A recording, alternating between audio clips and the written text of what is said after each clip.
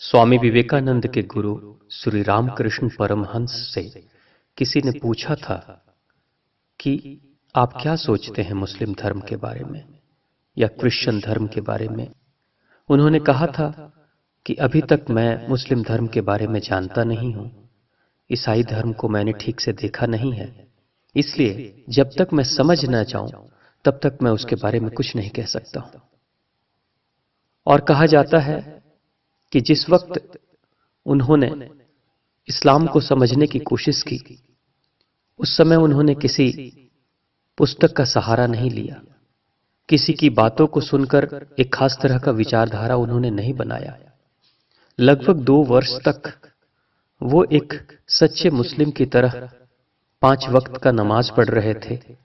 जैसे शयन, भोजन या जो दिनचर्या एक मुस्लिम धर्म का अनुयायी करता है, उन सभी का पालन वो करते थे।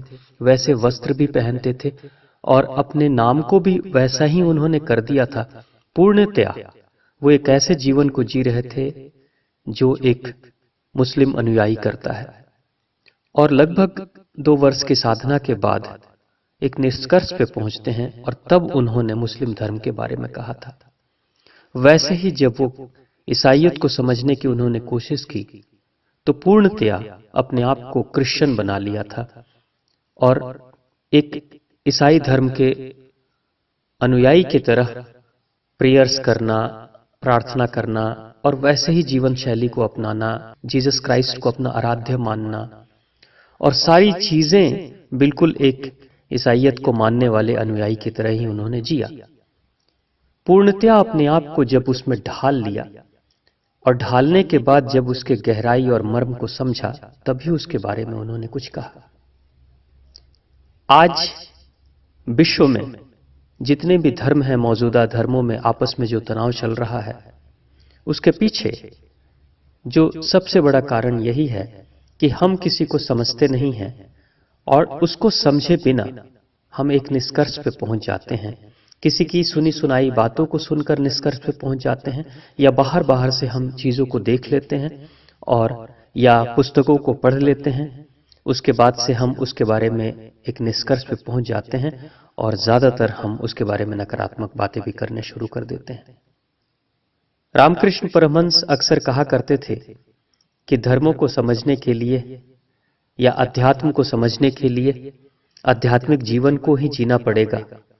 आध्यात्मिक चर्चाओं वाली पुस्तकों को पढ़ लेने मात्र से आध्यात्मिक जीवन में हम उतर नहीं पाते हैं। बात वैसे ही है जैसे एक गधे के पीठ पे शक्कर की बोरी लदी हुई है, लेकिन गधे को उसके स्वाद का या मिठास का पता ही नहीं है। जो लोग दूसरों की कही हुई बातों को सुनकर और अपने विचारधारा को एक खास दिशा में लेकर जाते हैं, वो बिल्कुल वैसे ही हैं जो धर्म को उन्होंने गहराई से समझा नहीं, अनुभव किया नहीं और बिना समझे, बिना अनुभव किए हम एक निष्कर्ष पे पहुंच जाते हैं। सच्चे अर्थों में विश्व के जितने भी धर्म हैं और धर्मावलंबी हैं, जो भी धर्म के नायक हैं, जिस किसी भी धर्म, पंथ या संप्रदाय को मानने वाले हैं, उनको जरूर श्री रामकृष्ण परमहंस का अनुसरण करना चाहिए और अपने आप को भी उस गहराई में उतार कर देखना चाहिए, महसूस करना चाहिए और तब किसी निष्कर्ष पे पहुंचना चाहिए और तब किसी के बारे में कुछ भी कहना चाहिए, न कि हम किसी भी कहीं से भी आई हुई जानकारियों को सुनकर और हम अपने मन में एक खास तरह की धारणा बना लें। और इसी धारणा के कारण से आज विश्व के सभी धर्मों में आपस में काफी ज्यादा तनाव भी चल रहा है।